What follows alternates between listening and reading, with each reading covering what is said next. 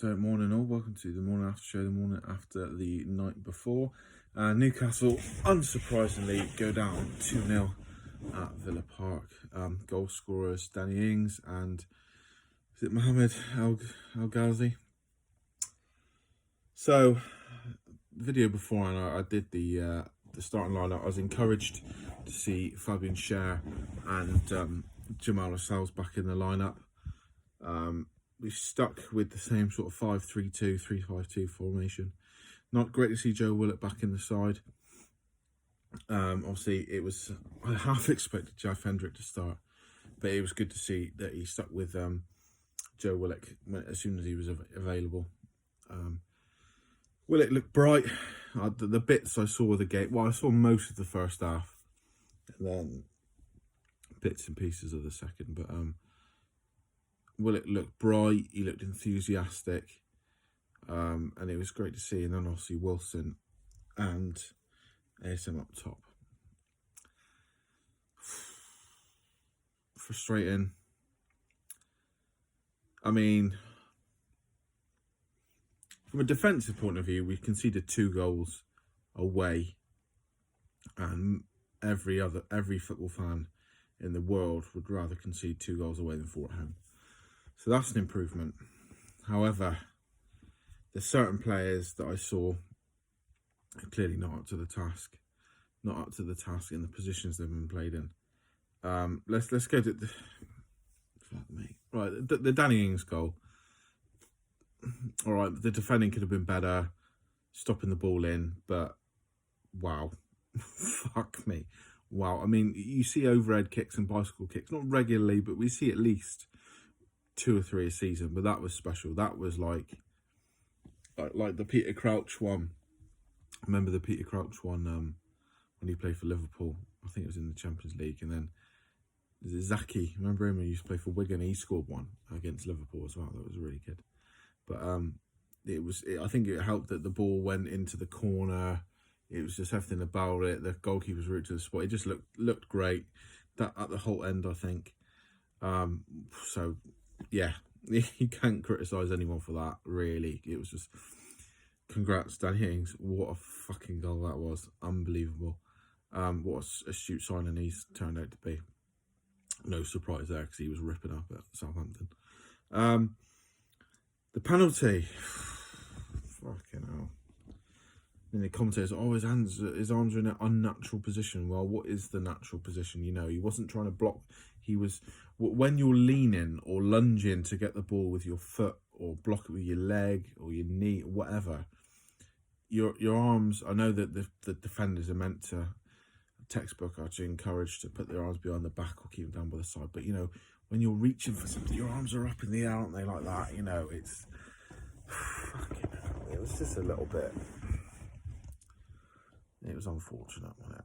You know, and then El Ghazi, hoping that Woodman could repeat the heroics last week, but no, he wasn't able to. But again, you unless the goalkeeper doesn't try or does something stupid, or is like wet pasta wrists, you can't. It's a bit like you'd never blame the kicker in rugby. You know, you don't blame the goalkeeper penalties, but we were hoping he could do it. He was unable, but what a penalty that was, right in the corner. Yeah, so big talking point though is the Callum Wilson penalty incident, which you'd back Callum Wilson to score that penalty and get his second goal in 2 games and get us back into the game. I think it was 2-0 at that point, but there was a bit of time left. There's a decent chunk of time left. A ball over the top, no surprise because we didn't really bring anything inventive the whole game. Their defender misses it. I think it might have been Tyrone Mings. I'm not sure. Wilson's free. He gets fucking wiped out by Martinez. Now, I rate Martinez. I've got him in my fantasy team. He's my goalkeeper last year as well. But fucking, what are you doing there, pal? It's just, I don't think it's malicious. It was just fucking clumsy, wasn't it? Wipes him out. Now, if that was Liverpool-Everton, Liverpool fans would be crying about that because, you know, Pickford, that incident last year, but he just cleans them out.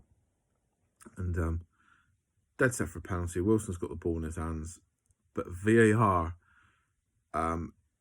excuses near enough assault by the goalkeeper on our striker because he's got not much of his toe offside. Yes, it was offside, but you have to punish. You can't, if someone's offside and then they just get cleaned out, you can't like let that slide because everyone was playing on. It's not like the Villa team just stopped because they knew it was offside and Martinez just tripped over or something. You know, you have to be penalised for that bullshit. Obviously not. VAR goes back on itself, you know, given the so let's give the benefit of the doubt to the attacker, but obviously didn't happen, did it?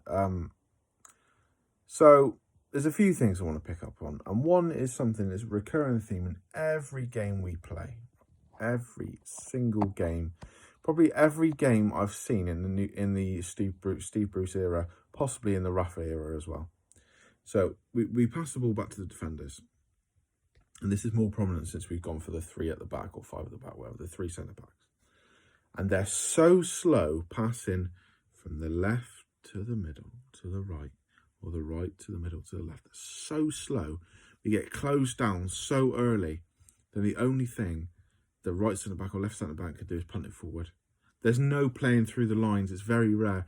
The only way we are able to play through the midfield is if someone comes, one of the midfielders comes deep and literally, you know, gets on a plate off the centre backs. It's just those 3 are so slow passing to each other that we're inviting pressure. You had Ings and I forget who it was, the other fella. This was in the first half. I was watching it like, oh my god, it's like every time we get the ball, we look so incapable of keeping it.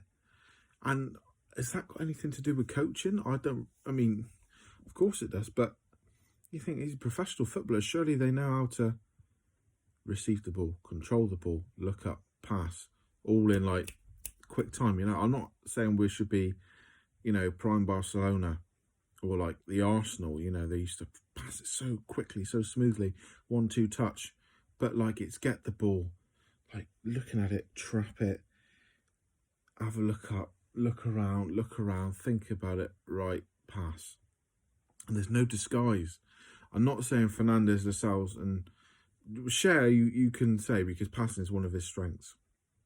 I'm not saying Fernandes, Lascelles, Clark and Kraft should be like, you know, pinging it around like Pirlo and Xavi, but just a bit of disguise on the pass because they're just inviting pressure. We lump it forward and it's a lottery then. Callum Wilson's exceptional in the air for a man of his size, but it's just a lottery, isn't it? And that pisses me off every single game. If anyone's watching this, next time you watch a Newcastle game, keep an eye out.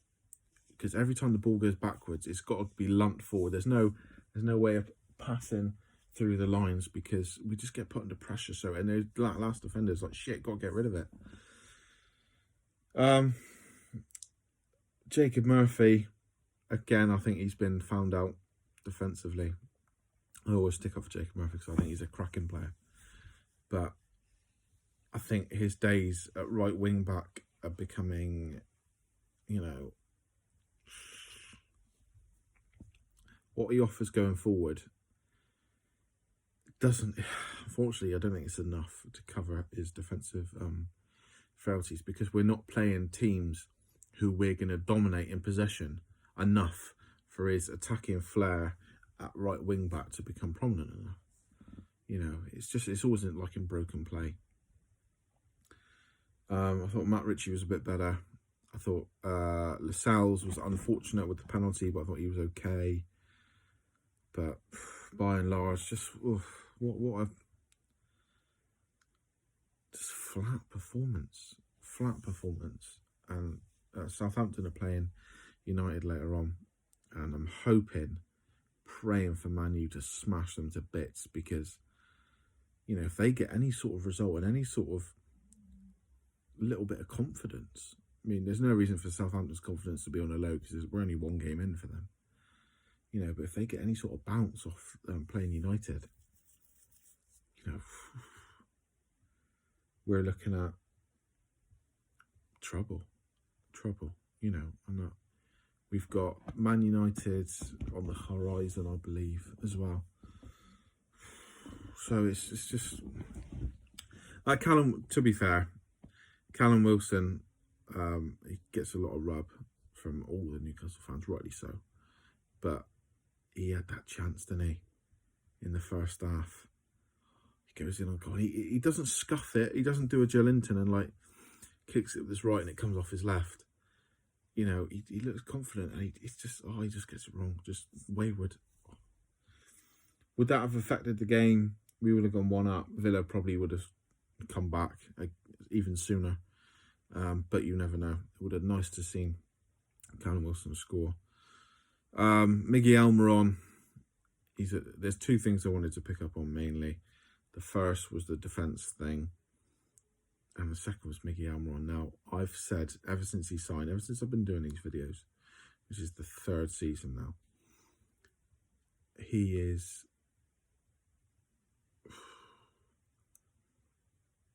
frustrated. It's not even the word. It's not even the word.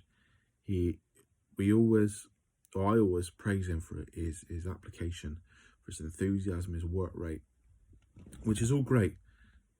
But I saw numerous times yesterday, he doesn't have the balls and he makes bad decisions. There was one that sticks out where, and if it come off, it would have looked great, but it was never going to happen. He got pressured and he knocked the ball around a guy and knocked it past him, tried to run round and just pick the ball up again. But there's another player there and it's just like, how can you not see that? Another time he got the ball just outside the box and he could have done something. He could have played the pass through to Wilson or even had a shot.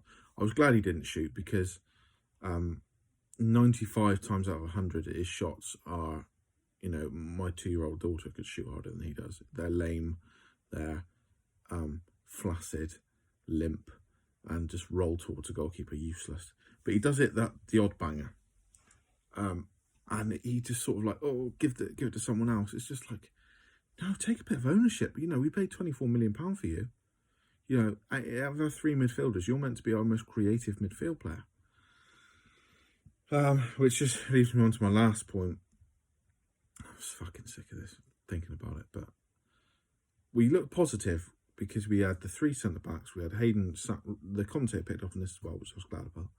3 centre-backs. Hayden sat right in front of them. They had almost like a block 4, or a line of 4 across the midfield with Murphy, Almiron, Willock and Richie, which is good, positive. But we were just overrun in midfield. Willock, I know he's the golden boy, but Willock gave the ball away a couple of times. Like, just you can never criticise someone, having the ball, just came to scream out, having the ball stolen off them too much because, especially in the Premier League midfields, everything happens very fast. And it could be the person who's stolen the ball could be, having their best game. So you're always a bit hesitant. It happens, doesn't it? But one thing you cannot forgive is someone just about to play an easy pass and they just give it away. It's like, what? It's like, I don't know. If this is hypothetical, you got Joe Willock's got the ball and he's looking at Jacob Murphy over there and he gives it to someone over there. He gives it to a Villa player over there. It's like, what the hell's going on here? I saw Almiron do that. I saw Hayden do that, which is unlike him. I saw Willock do it. I saw Wilson do it. It was so much. But we got overrun in that midfield because we were committing so many people forward, but with no real system, no real plan of what's going on. And then Hayden's just like, brilliant. I've got John McGinn on me. I've got Al-Ghazi on me. I've got someone else, Next game, Southampton.